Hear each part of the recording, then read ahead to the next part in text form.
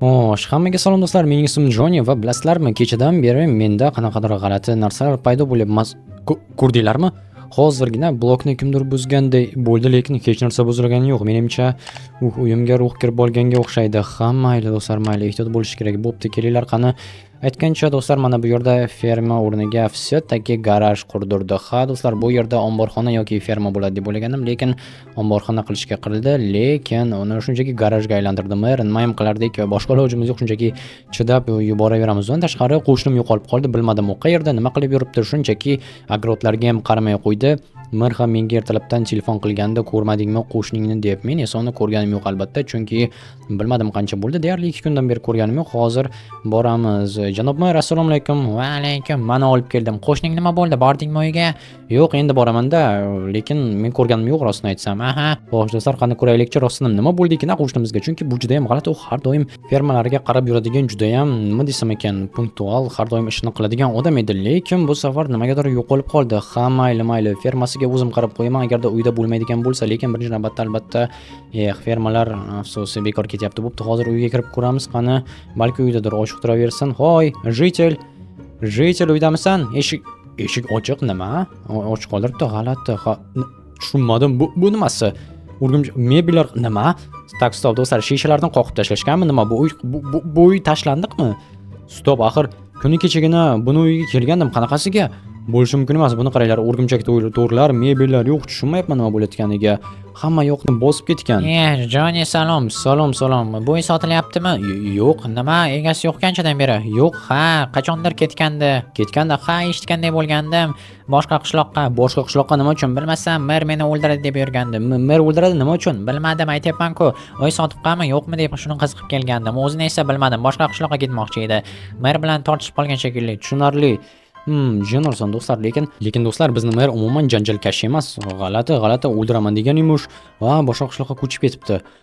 O'ylab ko'rish kerak, nima bo'lishi mumkin, lekin yo'q do'stlar, hozir borib o'ziga aytaylikchi. Qiziq. Janob mer, xo'sh, xullas aytishyapti-ki, u boshqa qishloqqa ko'chib ketib, uni o'ldiraman deb yurgan ekansiz. Albatta o'ldiraman-da, pullarimni o'g'irlab ketdi.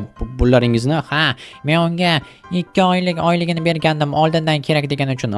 Tushunarli va ishini qilmagan. Tushunarli do'stlar, bo'lib turadigan holat, lekin nima uchun qochib ketadi? G'alati, lekin merni ham tushunish mumkin, chunki 2 oylik pul do'stlar kam emas. Tak, stop, meni motigim qayoqqa qoldi? Tak, menimcha ko'tarib yurganim nahotki tushirib qoldirgan bo'lsam. Yo'q do'stlar, axir olmosli motiga edi, tushunursan. Tak, balki shu yoqqa tushib qol. Yo'q, bu yerga tushgani yo'q. Lekin qo'shni qishloqqa ketgan bo'lsa ham, aynan qayoqqa ketgan bo'lishi mumkin? Axir atrofimizda qishloqlar tiqilib yotibdi. Mayli, tak, hozir qani politsiyaga telefon qilaychi, chunki tak do'stlar, telefon qilish axir qo'shnimga qo'ng'iroq qilishim mumkin. Do'stlar, politsiyaga qo'ng'iroq qilib, men birinchi navbatda motigamni topishga ariza bermoqchi edim, lekin do'stimga qo'ng'iroq qilishim mumkin. Eshityapsizlarmi? Tak, mana bu yerdan telefon ovoz kelyaptimi? Stop, qani yana bir qo'ng'iroq qilaychi. Xo'sh. Do'stlar, mana bu yerdan telefon ovoz kelyapti.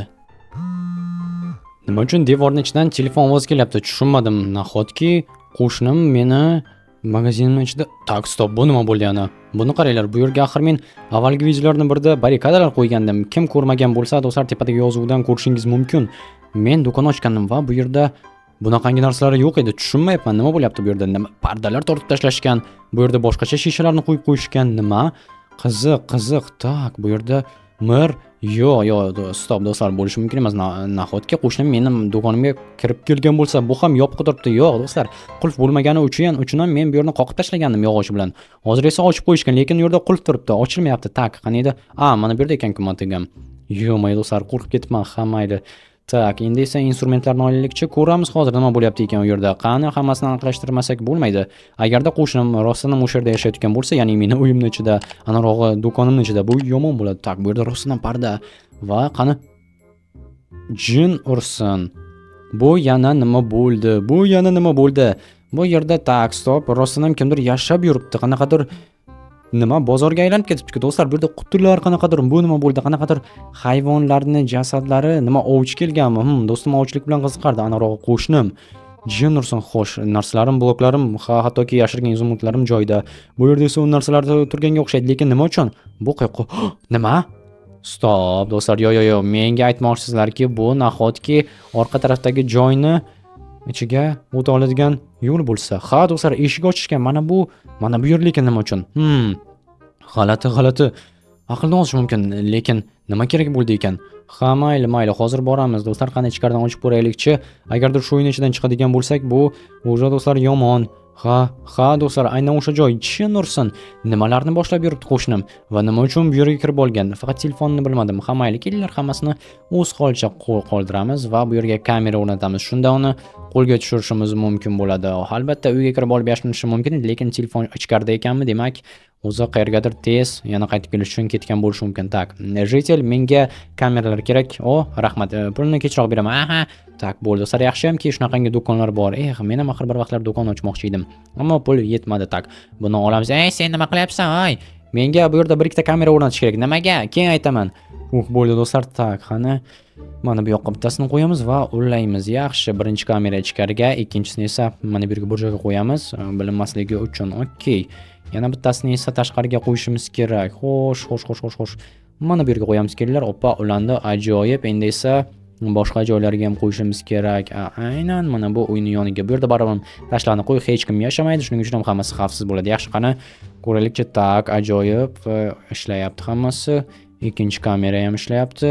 Okey, do'stlar, qani uchinchisi ham. Xo'sh, mana bu yerga qaratib qo'yamiz. Tak, mayli. Mer o'zini ishlari bilan band. Okey, tak, endi oxirgisi va mana hammasi ko'rinyapti. Mana bu yerga qaratib qo'yamiz. Bo'ldi do'stlar, ajoyib. Endi uyga ketsak bo'ladi. Issiqligida qo'lga tushiramiz bu jitilni va javob beradi bizga nima uchun bu ishlarni qilyapti ekan. Vakillar hammasini o'z holiga qoldirib yopib qo'yamiz. Tak, bo'ldi. Endi janob merga aytishir. Janob mer, menimcha men jitil qayerdaligini bilaman. Qo'shnimi? Ha, bo'ldi do'stlar, shuni bilsa bo'lgani. Ichi qizib tursin. Biz esa uni qo'lga tushirganimizda yoniga boramiz. Endi esa shunchaki kutish qoldi, xolos. Tak. Bu nimani ovozi? Nahotki jitil kelgan bo'lsa? Qani ko'raylikchi, birinchi kamera va rostdan mana qani ikkinchisini va ichkariga kirdi. Jin ursin do'stlar. Yo, bo'ldi do'stlar, jitil qo'lga tushdi. Endi o'ldim desa ham bo'laveradi, chunki endi mana bizda video yozuvlar bor. U begona joylarga kirib chiqib yuribdi va politsiyaga bersak, buni yomon. Tak, nimaga orqaga chiqyapti tushunmadim. Nima uchun bu shuni qildi? G'alati. Qani? Tak, kamerani bu yerga buramiz va yana yopib qo'yyaptimi? Tushunmadim. Tak, nima qilyapti? Eshikni qulflayapti shekilli. Tushunmadim nima bo'lganini. Ha, mayli, qani kompyuter qarshishiga keldim. Tak, stop, nima qilmoqchi bo'lyapti? Ha, do'stlar, mana notebookning qarshisiga o'tirdi. Hozir do'stlar yoniga boraman. Hozir men bu jitilga ko'rsatib qo'yaman qanday bo'lishini. Bizni yonimizga kelib, uyimizning yonginasida yashash. Tak, jitil. Nima? Meni qayerdan topding? Topaman-da, ahmoq. Seni telefoning jiringlab qoldi. Telefon tashlab yuborish kerak edi. Tashlab yuborish. Tak. Xo'sh, jitil, bu yerdan yaxshilikcha ketasanmi yoki yo'qmi? Ketmayman. Ketmaysan. Sen chin ursin, nimalar qilib tashlagansan? Bu do'kon bo'sh edi va Yevropa qonun qoidalariga ko'ra men bo'sh binolarda yashashga haqqim bor. Ey. Qanaqa chin ursin? Sasib ketganicha baliq ham ilib qo'yibsanmi? Ha, yo'q, qo'y joyga, bu meni uyim endi. Qanaqangi uying? Men senga aytyapman-ku, ichida odam yashamaydigan joylar Yevropa qonunlariga ko'ra uysizlarga tegishli. Kim uni egallasa sen aqling joyidami? Biz hech qanaqangi Yevropada emasmiz. Biz qishloqdamiz. Shuning uchun ham iltimos bu yerdan chiqib ket yoki men politsiya chaqiraman. Hech qanaqangi politsiya senga yordam bermaydi. Yo'qi, xo'p, mayli. Demak, men merni chaqiraman. Merni shoshma. Ha, merni chaqiraman. Yo'q, kelishamiz. Endi yo'q. Chin ursin. Tak, janob mer. Xo'sh. U orqadagi mana bu kichkina uydan kirsangiz, men do'konimga kirasiz. Ana o'sha yerda turibdi. Nahotki, nimaga? Sizdan qo'rqib. Hozir men buni ko'zini o'yib olaman. Davay janob mer, olg'a. Sen bola bu yoqqa kel. Janob mer, men senga pul berdim, ishonib 2 oylikni, lekin sen qani yurtchi bu yoqqa, lekin janob mer, orqamdan jidursan. Sizga aytib berdim, terping. Hozir men seni terping qilaman. Bo'ldi, sen ishingni qilaver. Xo'p, bo'ladi janob mer. Do'stlar, ana endi oq kiyimli jitilga manzil bo'lmasligi aniq. Biz esa mana bularni hammasini yig'ishtirishimiz kerak. Nima uchun bu yerga qalampirlarni ilib tashlagan? Men, do'stlar, axir ilingan qalampirlar jinlarni haydaydi deyishadi. Menimcha jitil shunga ishongan bo'lsa kerak, hech bo'lmasa narsalarimizni olib ketmagan. Bu uylarni, bu hududni la'natlangan deyishgani uchun ham ilib qo'ygan bo'lsa kerak, chunki do'stlar, avvalgi videolarning birida rostdan ham uyimning tepasidan g'alati narsalar chiqqandi va shundan keyin bu uy qarg'ish tekkan deb hisoblana boshladi. Yo'q, pardalar tura qolsin, qolganini tashlab yuboraman. Shkaflar ham menga qoladi. Tak, bularni esa qoldiramiz. Bu nima bo'ldi? Non. baliqlar, jin ursin hayvonlar, stul, notebook, yotish uchun to'shak, jin ursin baliqlar, qalampirlar, yo-mayo, butun uyni ko'chirib kelibdi shekilli. Ha, mayli do'stlar, sizlar bilan shu joyda xayrlashaman.